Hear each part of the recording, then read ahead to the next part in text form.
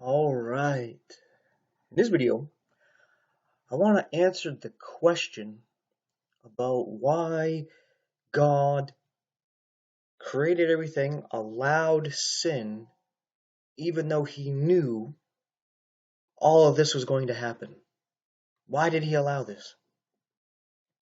Now, sometimes we need to just say, I don't know, because ultimately, I think there's a lot to this that we don't quite know because God does things for His reasons and we just don't quite understand Him, right?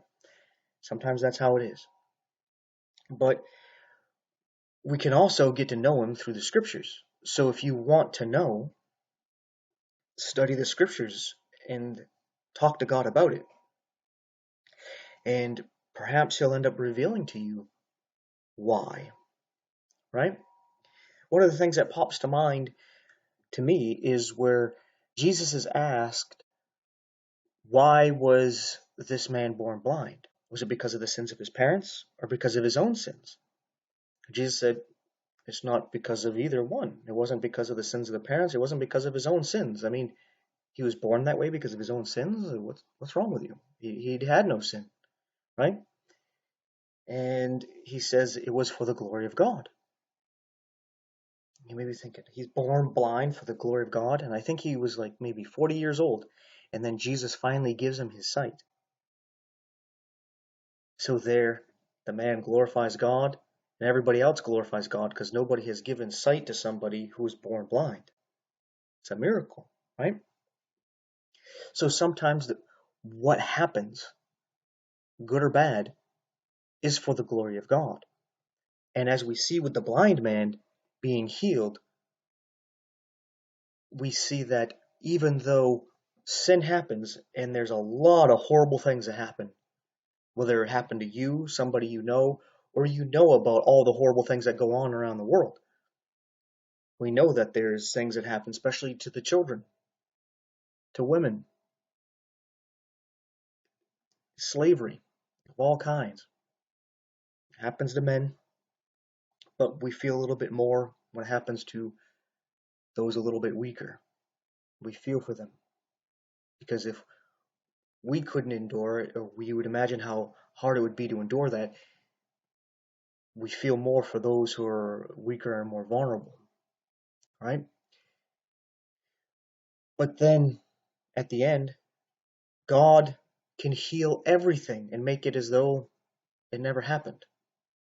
Like the blind man, born blind, all of a sudden he can see, he's glorifying God. Even though he lived 40 years without sight, he wasn't like, God, why didn't you just give me my sight from the beginning? He was just praising God that, hey, well, now I see. And that's how it would be at the end, where we're all healed, we're brought into the true world, how God intends things to be, and it would be glorifying God because we got to see the opposite. And that's where I would like to speak from personal experience, where I've had prayers where I thank God that I was able to sin, that I have free will, not just to sin, but that I actually got to sin, that I actually got to spit in his face and walk away and not be punished for that. I would say I faced some chastisement, but not ultimately what I deserve, right? I thank him for being able to turn on him, to go into the world, and to live a selfish, sinful life. So I got to see my true self. I got to see how I really am. I got to see my sinful nature. And I got to understand what it is like to go away from God. And I understand that He is the source of all the things that we call good. And the further you get away from Him, the further you lose those things. And I got to experience this firsthand. So now I can make the choice to either accept Him or reject Him, being able to understand both sides. And normally, you wouldn't think to forgive somebody who did that, and to heal them and to recover them, somebody who turned on you, spit in your face, and then went and did the things that I've done, just a horrible person, right? You'd think that person you just throw away. But he allowed me to turn and come back and to be revived. So not only do I get to experience that and to know what it's like to be against him and to go my own way, but I get to see his great love, mercy, and grace, and his patience. And again, it comes back to the glory of God. All the harm that I did to myself and others all can be healed and changed, made anew. So why did God allow it all to happen?